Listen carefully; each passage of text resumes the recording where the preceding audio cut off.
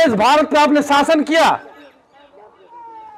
कोली गणराज्य, निषाद राज, ये सब आपके जो है पुरखे रहे, राजा बली, राजा नल, ये सब आपके जो है पुरखे रहे जिन्होंने देश भारत पे हुकूमत किया, शासन किया। आप साधारण आदमी नहीं हो, आप राजा महाराजा के वंश के हो। और ये बात मुझे भी पहले नहीं पता थी, लेकिन जब से हमने जाना इस बात को कि हमारे पुरखे राजा महाराजा थे, तब से हमारे अंदर ये मतलब वो हो गया कि हम लोग तो राजकुमार हैं, हमारी बहनें राजकुमारियां हैं। तो लेकिन हम लोग क्या किस हालत में जी रहे हैं? हम लोग ऐसी हालत में हैं कि हम स्वतः ही अपने आप को नीच मान लेते हैं, हीन मान लेते हैं, कमजोर मान लेते हैं। उसका कारण यह है कि हमको अपना इतिहास नहीं पता है।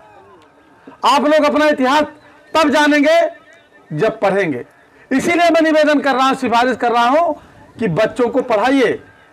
और जो लोग हमारे पुरखों को छल से, धोखे से, हमारे पुरखों की सत्ता को छीन लिया, हमारे पुरखों के राज को छीन लिया, वो कभी नहीं चाहेंगे कि हमारे बच्चे पढ़ें।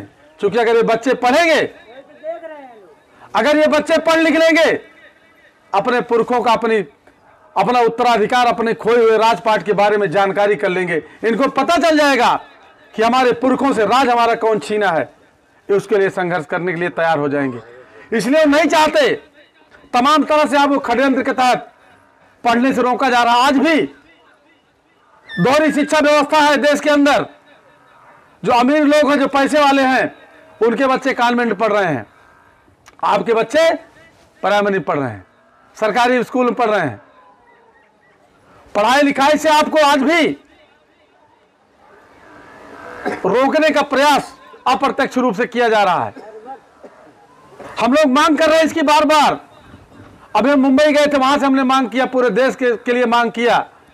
मैंने मोदी जी से मांग किया कि आप वन इलेक्शन की बात करते हैं, आप देश में एक समान इलेक्शन की बात करते हैं, तो आप उसके पहले देश में एक समान शिक्षा की बात करिए। अमीर और गरीब के बच्चे एक स्थान में पढ़े। क्योंकि अगर संविधान एक है, देश एक है, परीक्षा एक है, तो शिक्षा भी एक समान होनी चाहिए।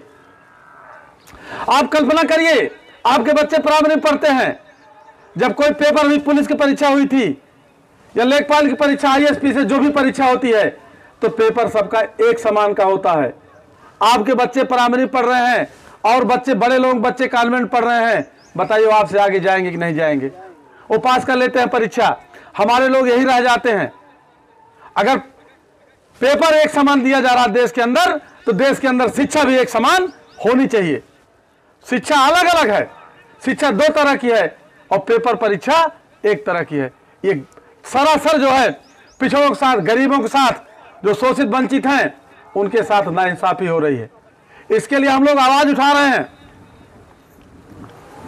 यह हमारा कहने का मतलब यह है कि जिसको आप लोग समझ रहे हैं या हीन मान के नीच माने बैठे हैं, ये नीच नहीं है। बस फर्क इतना है कि तीर तलवार का युग था तो इनके पुरखे जो है देश पे शासन किए। आज कलम का युग है। आज के कलम के युग में जो बच्चे पढ़ाई लिखाई करेंगे, पढ़ लिख करके वही आगे जाएंगे, वही राज करेंगे, वही डीएम एसपी बनेंगे, वही बड़े पदों पे जाएंगे।